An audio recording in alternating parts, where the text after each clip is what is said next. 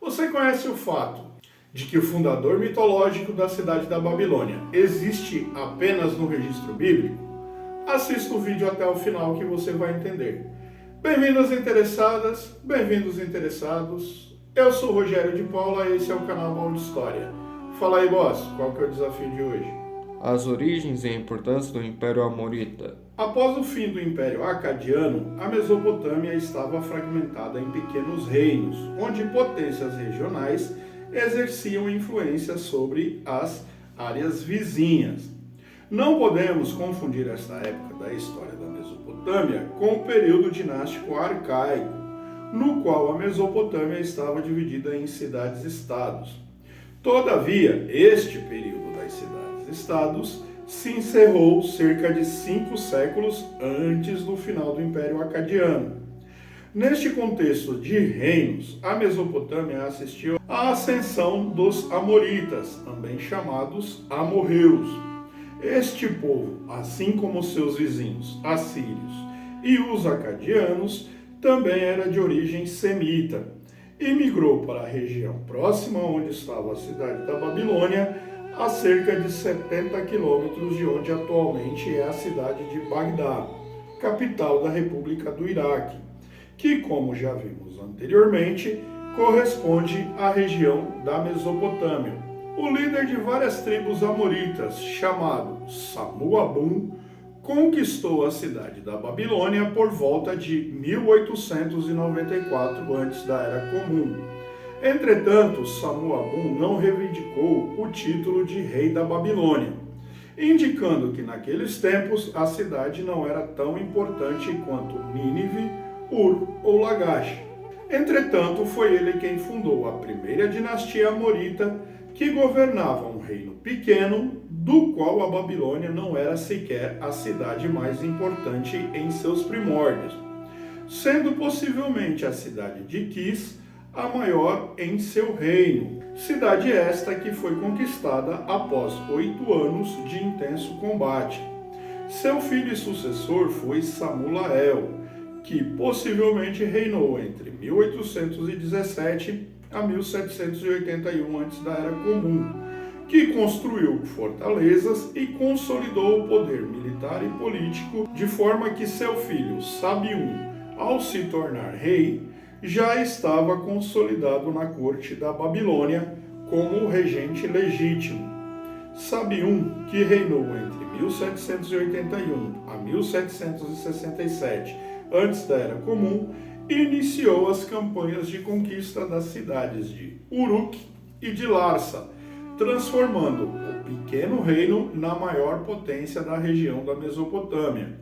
Foi sucedido por seu filho Apil-Sin, que reinou entre 1767 a 1749 antes da Era Comum, que foi sucedido por seu filho Sin-Muballit, que reinou entre 1748 a 1729 antes da Era Comum. Neste período, a Babilônia já era uma grande cidade e a capital de um grande reino. Foi atribuído nos registros antigos a Sin-Muballit a conquista da cidade de Izim e a derrota de Damik-Lizu, que, segundo esses registros, foi o último monarca da Acádia. Neste contexto, no ano de 1728 antes da Era Comum, ascendeu ao trono Hammurabi, que teria reinado por 42 anos, sendo o último ano do seu reinado 1686 antes da Era Comum.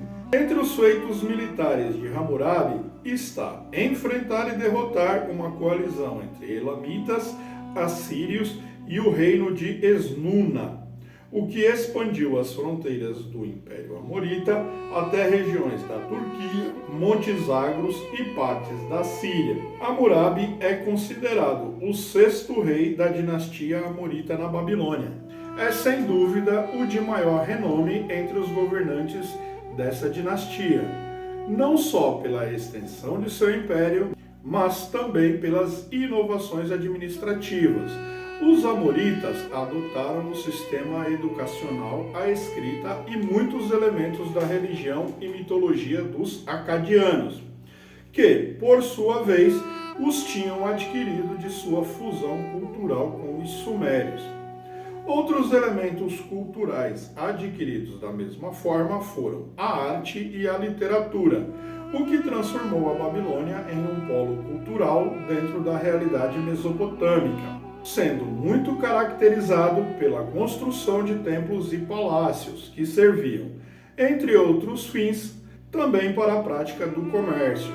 Durante o reinado de Hammurabi, houve também avanços no desenvolvimento de técnicas agrícolas.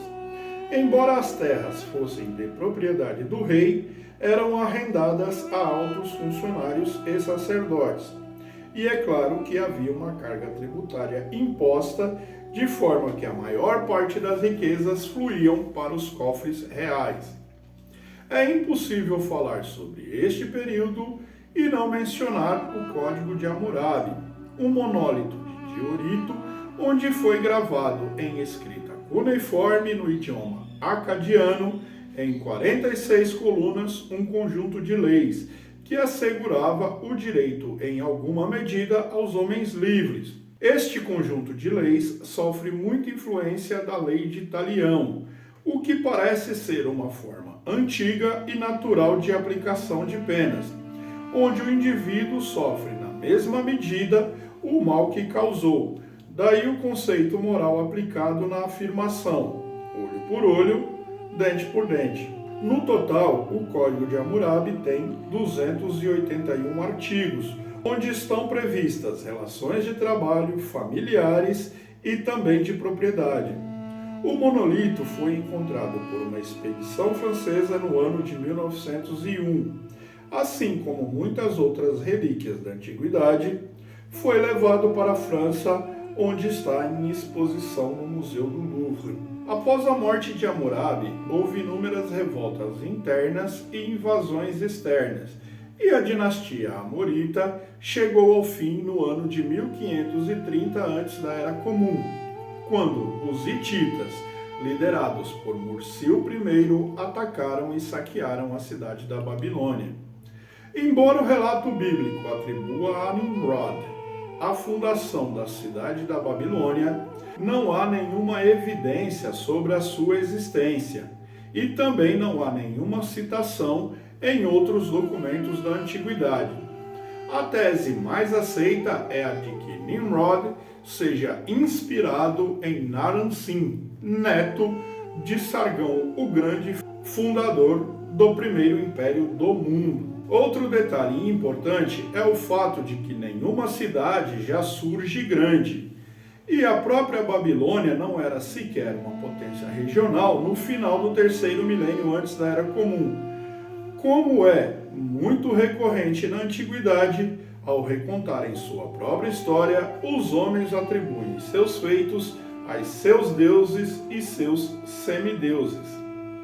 Os registros mais completos que eu encontrei foram a História da Babilônia, escrita pelo antropólogo canadense Paul Alan Bullough, e a obra do assiriologista inglês Donald John Wiseman, Povos dos Tempos do Velho Testamento, e um artigo na página História do Mundo sobre a lista real da Babilônia, que está bem completinho. Se você assistiu o vídeo até aqui, considere dar o like e se inscrever, porque temos vídeos novos quais dias, boss? Chegam as quintas.